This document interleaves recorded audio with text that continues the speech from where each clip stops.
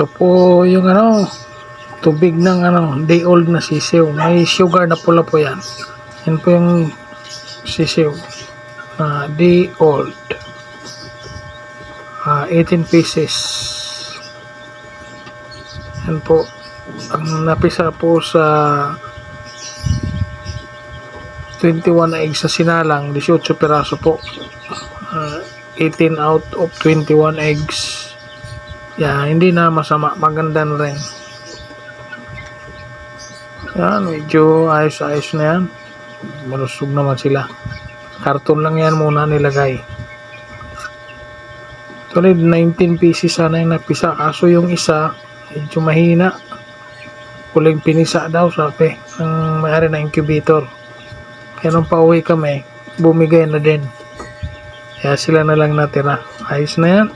Masaya na.